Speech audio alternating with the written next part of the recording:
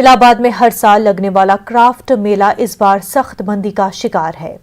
10 दिनों तक चलने वाले इस मेले में मुल्क के दूर दराज इलाकों से मुस्लिम कारीगर अपनी मसनूआत फरोख्त करने के लिए आते हैं, लेकिन इस बार क्राफ्ट मेले में माली मंदी और कोरोना के खौफ के चलते बहुत कम अफराद मेले की तरफ रुख कर रहे हैं। खरीदारी के रुझान में भारी कमी का नुकसान मुस्लिम कारीगरों को उठाना पड़ रहा है। देखिए रिपोर्ट।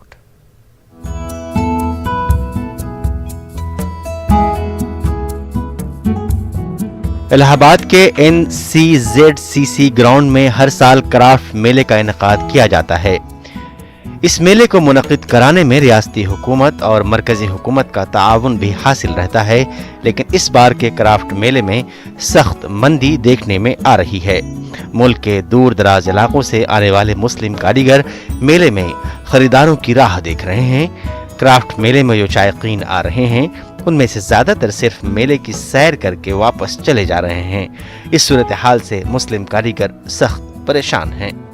कोरोना का असर है, यहाँ पे लोग कम आ रहे हैं। हम तो बैठे हैं सुबह से यहाँ पे, सिर्फ हमने अभी तक बोनी भी नहीं की है सर, तो बहुत असर पड़ा है। लॉकडाउन की वजह से बिक्री कम हो रही है। हर आदमी, हर मजदूर जो है इस टाइम 20,000 के नीचे से 20,000 के नीचे है, 20-30 के नीचे है इस टाइम।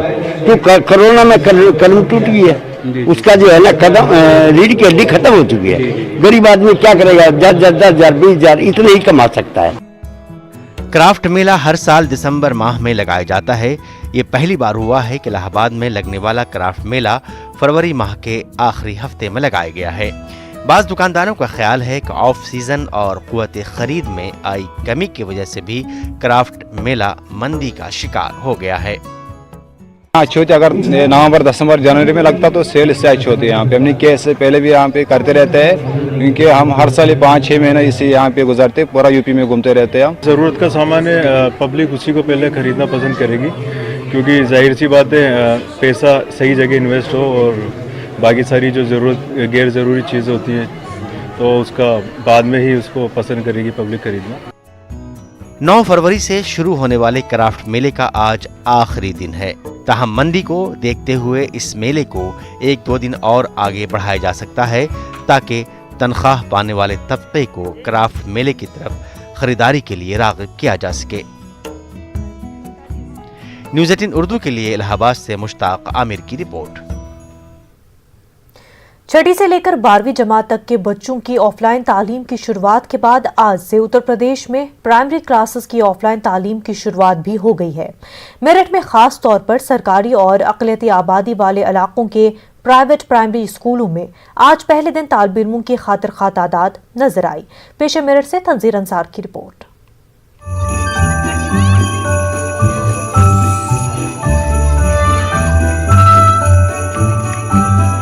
हुकूमत की जानिब से जारी हिदायत और शराइत के साथ आज से सरकारी और प्राइवेट तालीमी इदारों में पहली जमात से लेकर 5वीं जमात तक भी ऑफलाइन तालीमी सिलसिले की शुरुआत हो गई है। सरकारी हिदायत के मुताबिक आज सभी सरकारी प्राइमरी स्कूलों में असातिज़ा ने बच्चों का इस्तकबाल किया। वहीं अक़लियती आबादी वाले इलाकों के प्राइवेट प्राइमरी स्कूलों में भी 1 साल के तवील वक्फे के बाद तालीमी सिलसिले की शुरुआत से असातिज़ा और स्कूल इंतज़ामिया में जोश और खुशी नजर आ रही है। हर क्लास को एक हफ्ते में 2 दिन आना है, तो ऑनलाइन से पढ़ाई पूरी तरीके से नहीं हो रही थी और सरकारी स्कूलों में के बच्चे तकरीबन 40 से 45% ऑनलाइन पढ़ाई कर भी नहीं पा रहे थे, क्योंकि उनके पास वो सब चीज़ें मुहैया नहीं थी। तो ऑफलाइन पढ़ाई के बाद उनके अंदर जो जोश है और जिस तरीके से वो आज आए हैं, लगता है कि अब बहुत जल्दी स्कूल में तालीमी माहौल बन जाएगा। तकरीबन 1 साल के बाद स्कूल खुला है, हमें बहुत ज़्यादा खुशी हो रही है और हमसे ज़्यादा शायद हमारे बच्चे बहुत ज़्यादा खुश हैं जिन्होंने तकरीबन 1 साल स्कूल को मिस किया। हम गवर्नमेंट के गाइडलाइन के अनुसार स्कूल को लेकर चल रहे हैं। गेट पर सैनिटाइज़र और मास्क का इंतज़ाम है। बहुत बच्चे या स्टूडेंट्स ऐसे हैं जो मास्क नहीं लगा कर दिए थे, हमने उनको यहीं प्रोवाइड करा दिए हैं। पेरेंट्स आए थे, उनको भी हमने कॉन्सेंट फॉर्म, सहमति पत्र ले लिया है। हाँ नहीं, अब तो जब स्कूल खुल गए हैं इंशाल्लाह बच्चे सब अच्छी तरह ही पढ़ेंगे और हम भी अपनी मेहनत से बहुत पढ़ाएंगे। सही एहतियाती इक़दामात के साथ 1 साल बाद स्कूलों में क्लासेस की शुरुआत से तलबा और तालिबात के चेहरों पर खुशी नजर आई। बच्चों ने हफ्ते में 2 दिन के बजाय सभी दिनों में क्लास चलाने का हुकूमत से मुतालबा किया है। 1 साल बाद आए स्कूल और 1 मार्च को खुला। आज हमारा स्वागत हुआ सर ने। और टॉफी भी दी। घर पे बहुत बोर हो रहे थे, यहाँ की बहुत मैम को बहुत मिस करा और पढ़ाई को भी बहुत मिस करा। मैं मैम को भी बहुत मिस कर रही थी एंड फ्रेंड्स को भी बहुत मिस कर रही थी। 2 दिन आना है और मैं चाहती हूँ कि पढ़ाई होती रहे स्कूल में। मेरठ में सरकारी और छोटे प्राइवेट स्कूलों में जहां आज से बाज़ाब्ता तौर पर प्राइमरी क्लासेस की ऑफलाइन तालीमी सिलसिले की शुरुआत हुई, वहीं शहर के कॉन्वेंट स्कूलों में इन दिनों प्राइमरी क्लास के बच्चों के सालाना ऑनलाइन इम्तहानात का सिलसिला जारी है। कॉन्वेंट स्कूल अब नए तालीमी सेशन से ऑफलाइन क्लासेस का बाज़ाब्ता तौर से आगाज करने की तैयारी कर रहे हैं। न्यूज़ 18 उर्दू के लिए मेरठ से तंजीर अंसार की रिपोर्ट। गाजियाबाद के थाना कवीनगर इलाके के आरडीसी में घी के ताजिर से 10 लाख की रकम लूट ली गई है। बैंक के बाहर पैसों से भरा बैग लूटने के बाद बदमाश फरार हो गए। पुलिस मामले की जांच कर रही है। कंपनी का मुलाजिम हर रोज बैंक में रकम जमा कराने आता है। आज भी वो बैंक में रकम जमा कराने आया था, लेकिन ये वाकया पेश आया। सीसीटीवी फुटेज को खंगाला जा रहा है ताकि कसूरवारों को जल्द से जल्द पकड़ा जा सके। के बाद मैं हल्का सा आगे बढ़ा, मुझे शक सा हुआ। मैं वापसी गाड़ी में बैठने के लिए जैसे गया तो पीछे से भाग के आया, उसने एकदम बैग पकड़ा और पिस्टल दिखा दी मेरे को। और बस मैं एकदम बैग छोड़ के भागा हूँ आगे की साइड में। अच्छा, बैग में 10 लाख से ऊपर की रकम बताई जा रही है। ये मुझे नहीं पता क्योंकि उसमें रकम मैंने नहीं देखी। मैं सिर्फ ऑफिस से बैग लेके मैं ऑफिस से बैग लेके आया था। पीछे मैडम आ रही थी जो जमा कराते हैं। आज सुबह 10:30 बजे थाना कवीनगर क्षेत्र में आरडीसी एरिया में एक कंपनी KR फूड्स जो घी बनाने का काम करते हैं, उनके एम्प्लॉई पैसा जमा कराने के लिए आए थे। पार्किंग में जब वो गाड़ी खड़ी कर रहे थे तो 2 व्यक्ति स्कूटी से आए। उनमें से एक व्यक्ति उनका बैग जो जिसमें कैश था उसे छीन के भाग गए। पीड़ित द्वारा जो है तहरीर दी गई, अभियोग पंजीकृत किया जाए। कानपुर में बदनाम जमाना बिक्रू स्कैंडल के मामले में एसटीएफ ने बड़े इंकशाफ किए हैं। एसटीएफ ने बिक्रू स्कैंडल में इस्तेमाल होने वाले मुतादिद हथियार बरामद कर लिए हैं। इसके साथ ही एसटीएफ ने 7 अफराद को गिरफ्तार कर लिया है जिन्होंने विकास दुबे की हिमायत की थी। एसटीएफ ने अमेरिका में तैयार करदा एक नीम खुदकार राइफल, एक 9 मिलीमीटर गैर कानूनी कार्बाइन, एक DBBL बंदूक, 2 गैर कानूनी बंदूकें और 2 बड़ी तादाद में कारतूस बरामद किए गए हैं। पुलिस ने विकास दुबे, अमर और प्रभात के मोबाइल फोन भी बरामद कर लिए हैं। एडीजी एसटीएफ अमिताभ ने बताया कि एसटीएफ की एक टीम इन हकायक की बाजियाबी के लिए मुस्तकिल तौर पर काम कर रही है। इसी असना में एसटीएफ को बिक्रू मामले में विकास दुबे और उसके साथियों के जरिए इस्तेमाल शुदा हथियार की फरोख्त के बारे में बताया गया है। यह हथियार मध्य प्रदेश के भिंड के एक गिरोह को फरोख्त किए जाने थे, जिसके बाद पुलिस ने मुलजिम को पकड़ लिया और विकास दुबे और उसके साथियों के नाजायज सामान और कारतूस उनसे बरामद कर लिए।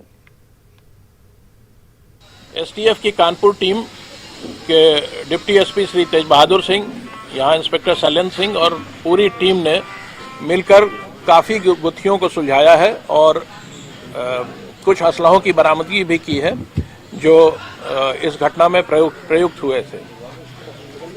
7 लोगों को गिरफ्तार किया गया है जिनका नाम विष्णु कश्यप, अमन शुक्ला, रामजी उर्फ राधे, अभिनव तिवारी, मनीष यादव, संजय परिहार तथा शुभम पाल है।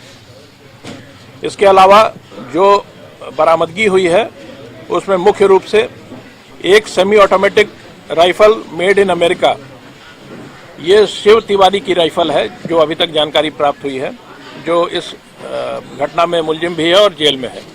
गहन विवेचना के बाद, गहन परीक्षण के बाद यहाँ के deputy SP Shri TB Singh और इंस्पेक्टर शैलेंद्र और पूरी टीम ने इस पूरे घटनाक्रम का अनावरण किया है और उससे संबंधित इन सामानों की बरामदगी की है। अलीगढ़ के थाना इकराबाद की रहने वाली दलित लड़की मौत हो जाने के बाद आज इंतजामिया को हिलाकर रख दिया है। लड़की की मौत से पूरे इलाके में कोहराम बर्पा हो गया है। जैसे जैसे मौत की इत्तला सियासी पार्टियों को हुई तो उनके नुमाइंदगान का अलीगढ़ पोस्टमार्टम हाउस पहुंचना शुरू हो गया।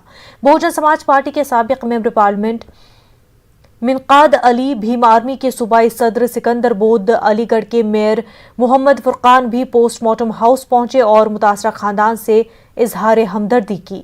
लड़की का पोस्टमार्टम सख्त हिफाजती इंतजामात के बीच कराया गया, लेकिन जैसे ही लड़की की लाश को लेकर पुलिस इलाके में पहुंची तो दलित समाज के लोगों ने रास्ता जाम करते हुए हंगामा शुरू कर दिया और आखिरी रस्मात अदा नहीं होने दी। बाद में पुलिस और RAF की मुदाखलत से लोगों को समझाया गया और आखिरी रस्मात अदा हो सकी। ऐसा है, आज अलीगढ़ में जो निर्मम हत्या हुई है बेटी की, 16 साल की बच्ची, जिसकी अर्धनग्न वो पाई गई बेचारी, और उसके रेप की जो है पुष्टि जो है हुई है।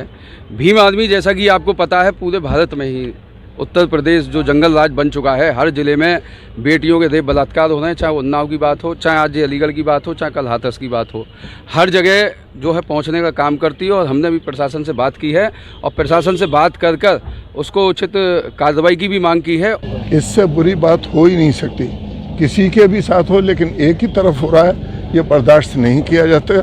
हम ये चाहते हैं जितनी जल्दी हो गिरफ्तार हों, उन्हें सख्त से सख्त सजा मिले, फिर उसके बाद बात होगी, पहले वो गिरफ्तार हो सके। पोस्टमार्टम में जो लड़की की काज ऑफ डेथ, मृत्यु का कारण पता चल रहा है एस्पेक्सिया रिजल्ट ऑफ स्ट्रैंगुलेशन और स्मॉदरिंग। ये काज ऑफ डेथ क्या है, उसका गला दबाने से और मुंह दबाने से उनका मृत्यु हुआ, उसका सांस रुक गया है और उसका शरीर में कई तरह का छोटी छोटी चोट है, वो सब उसका नाखून का चोट है और बाड़ी के खींचने से डेड बॉडी एक जगह से दूसरी जगह 10 मीटर खींचा तो उसका चोट दिखाई पड़ रही है और गर्दन पर गला दबाने का निशान है, शरीर में चोट है। मुल्क में हुए लॉकडाउन के बाद से बंद चल रही अलीगढ़ से दिल्ली पैसेंजर ट्रेन आज तकरीबन 1 साल के बाद शुरू हुई, जिससे रोजाना के मुसाफिरों ने राहत की सांस लेते हुए मसरत का इजहार किया है। इस रेल सर्विस को शुरू किए जाने का मुतालबा काफी दिनों से किया जा रहा था। आज पहले दिन जब मुसाफिर रेल से सफर करने पहुंचे तो उन्हें काफी मायूसी भी हुई। मुसाफिरों का कहना था कि जो किराया रेल बंद होने के वक्त 35 रुपया था, उसे बढ़ाकर 60 रुपया कर दिया गया है। वहीं ट्रेन में गंदगी भरी पड़ी थी। 1 साल पहले खड़ी ट्रेन को लाकर यहां पर खड़ा कर दिया गया है।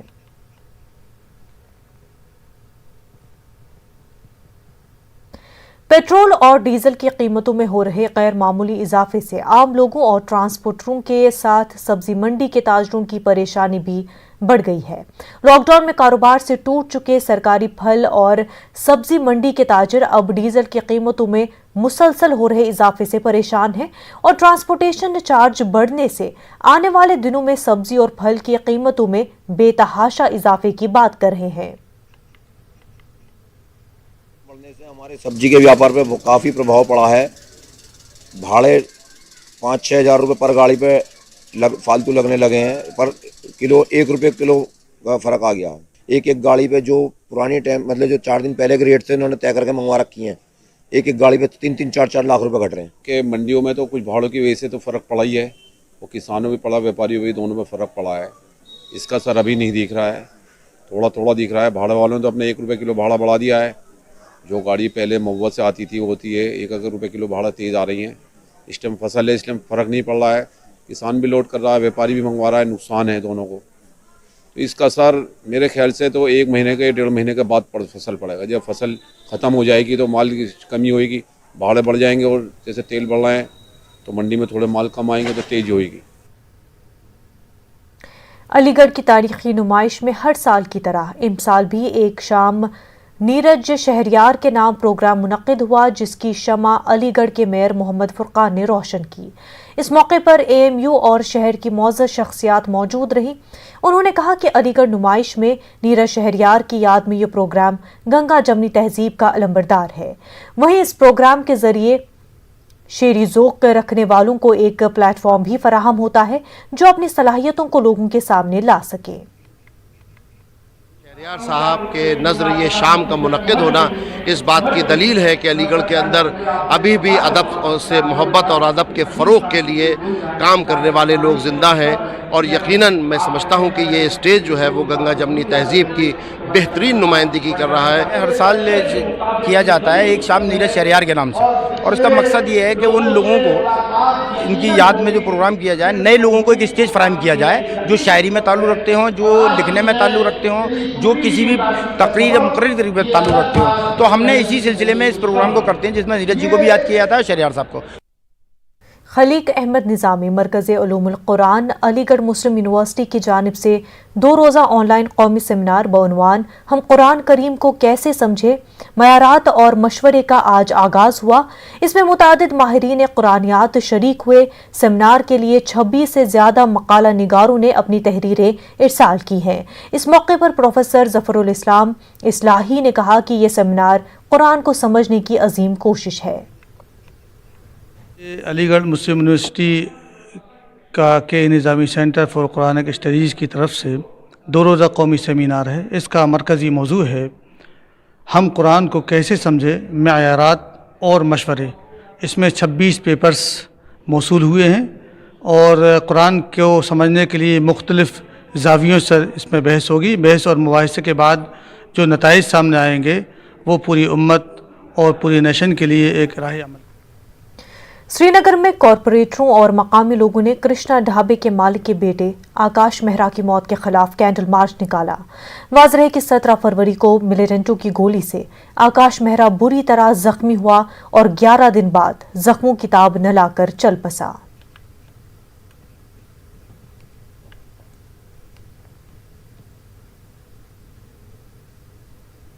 एक जीनियस की पहचान छोटी उम्र से ही हो जाती है। ये अपना कमाल छोटी उम्र से ही दिखाना शुरू कर देते हैं। नेटवर्क 18 की इस खास पहल में कुछ जीनियस से रूबरू करा रहे हैं। बायजूस के यंग जीनियस में पिछले हफ्ते आप मिले olympiad exam expert Siddharth Kumar Gopal और अंडर 15 टेबल टेनिस चैंपियन सुहानी सेनी से। इसकी हौसला अफजाई PV सिंधु ने की। आइए देखते हैं इसकी एक झलक। नमस्कार, मैं हूं आनंद नरसिम्हा, इस मंच पर आपका मित्र और मेजबान। आज तक आप कितने टूर्नामेंट्स जीत चुकी हैं? मुश्किल है बताना, बट 30 तो जीत रही होंगे इंटरनेशनली और 40 अबव तो नेशनली। भाई कोई चुल्लू लाओ, भाई पानी लाओ। डूब जाता है उसमें। आप दोनों जब खेलते हैं तो कौन जीतता है? ये जीतती है। तो आप दोनों के बीच एक मुकाबला हो जाए। Winning and losing is secondary, but the only thing is we have to believe in ourselves. Yeah. I think that is the only thing I wish and I hope and I do the same thing. And I wish that you do the same thing. How many exams have you written till date? I have written 80 to 90 exams this year. 80 to 90 exams this year. My God, you just love writing exams. Yes. There are no shortcuts to success. May you excel in the field of academics and make our country proud. You love academics. Yes. पढ़ाई में अच्छे हैं आप, olympiad जीत चुके हैं. You very good in debate and elocution also. Yes, sir. You write essays. Yes, sir. You play the piano. Yes, sir. You play chess. Yes, sir. You are a quizzer also. Yes, sir. And you know German also. Yes, sir. I did till A2 examination and is currently pursuing B1. Plus you have written 80 to 90 exams. Yes, sir. तुम इधर आओ और गले मिलो आप मुझसे।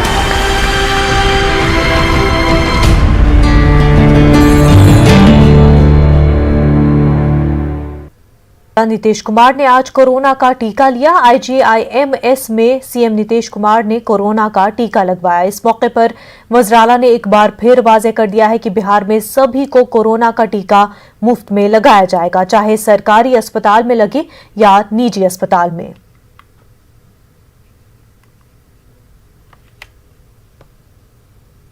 दूसरा dose तो जरूर लेना चाहिए। जब भाई ये कह दिया गया कि 28 दिन के बाद दूसरा डोज लेना चाहिए, तो आज ही हम लोगों ने तय कर लिया कि आज हम लोग लिए हैं पहला डोज, तो आज ही डॉक्टर्स ने तय कर दिया है कि 28 दिन के बाद लेना है, ये नहीं कि 28 दिन पर लेना है। आज ही यहाँ IGIMS के लोगों ने तय कर दिया कि हम लोगों ने आज 1 तारीख को टीकाकरण करवाया है पहला, और दूसरा टीकाकरण कराएंगे 31 मार्च। ये बिल्कुल बिहार में फ्री होगा।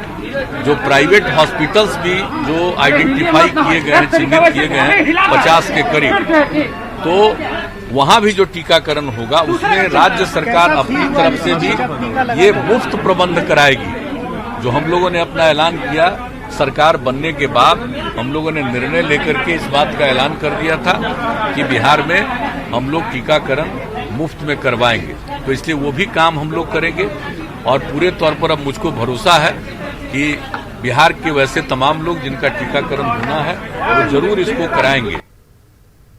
डिप्टी सीएम रेणु देवी ने भी आज कोरोना वैक्सीन लिया। वैक्सीनेशन के बाद न्यूज 18 के साथ खुसूसी गुफ्तगू करते हुए उन्होंने सबको कोरोना वैक्सीन लेने की अपील की।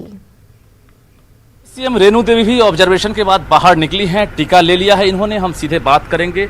मैडम, कितनी बड़ी बात है, कितनी खुशी हो रही है? देखिए, बहुत खुशी हो रही है। सबसे बड़ी खुशी तो ये हो रही है कि हम अपना देसी वैक्सीन लगाए हैं और हमारे माननीय यशस्वी प्रधानमंत्री माननीय नरेंद्र मोदी जी कहते थे कि लोकल से वोकल बनना, और आज उसका प्रमाण प्रत्यक्ष है कि हमारे वैज्ञानिकों ने, हमारे डॉक्टर्स ने जो मेहनत किया है, जो परिश्रम किया है और जो भारत में वैक्सीन आया है वो सबसे अच्छा वैक्सीन आया और उस वैक्सीन को सभी लोग ले रहे हैं। पहला चरण भी ख़त्म हो गया, कुछ लोगों का अभी 60 के ऊपर का चल रहा है, वॉलंटियर्स का हो गया, अब उनका दूसरा चरण आ रहा है। ये सक्सेसफुल वैक्सीन है। ये तो हमारे 150 देशों में भी जा रहे हैं, इसलिए जितनी खुशी हो रही है कि हमारा देसी चीज आज पूरे भारत को आज आलोकित कर रहा है, विश्व गुरु बना फील रहा कर रही है। है मैडम? बहुत अच्छा फील कर रहे हैं और सभी दर्द वगैरह कोई दर्द नहीं, कोई तकलीफ नहीं। अभी जाके आराम से विधानसभा हम लोग करेंगे, विधानसभा का काम करेंगे और कोई हम लोगों को कोई तकलीफ नहीं हो रही है। और सभी बिहार वासियों से हम आग्रह करेंगे कि हर आदमी वैक्सीन लो, किसी के भी बात में ना जाए। वो सब लगाने वाले हैं लेकिन लोगों को गुमराह करने वाले हैं। ऐसे लोगों को सिवा सबक सिखाना चाहिए। बिल्कुल।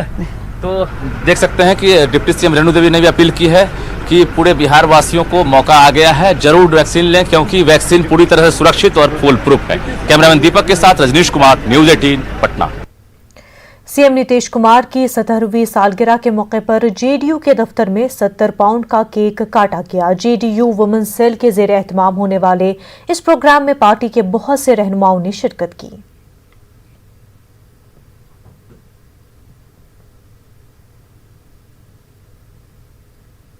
हमारे माननीय मुख्यमंत्री जी का जन्मदिन है, उसके लिए हम अब पूरे बिहार वासियों को माननीय मुख्यमंत्री जी की ओर से, सब पार्टी की ओर से हम बहुत से बधाई देते हैं, धन्यवाद देते हैं।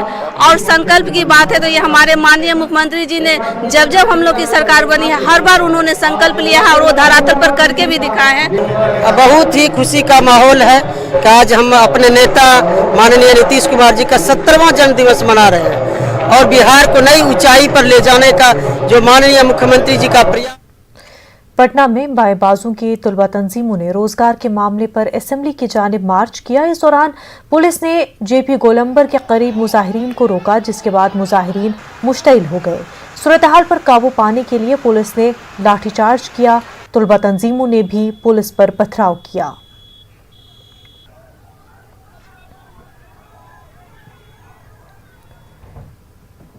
मधुबनी पहुंचने पर आबी वसाइल के वजीर संजय झा का उनके हामियों ने जबरदस्त खैर मकदम किया। हमारे नुमाइंदे अमित रंजन के साथ गुफ्तगू में वजीर आबी वसाइल ने कहा कि बिहार हुकूमत मिथिलांचल की तरक्की के लिए बहुत संजीदा है। उन्होंने कहा कि आने वाले दिन मगरबी कोसी नहर का काम जमीन पर उतरेगा और मधुबनी के हर खेत में आबपाशी की सहूलियात मैसर होगी।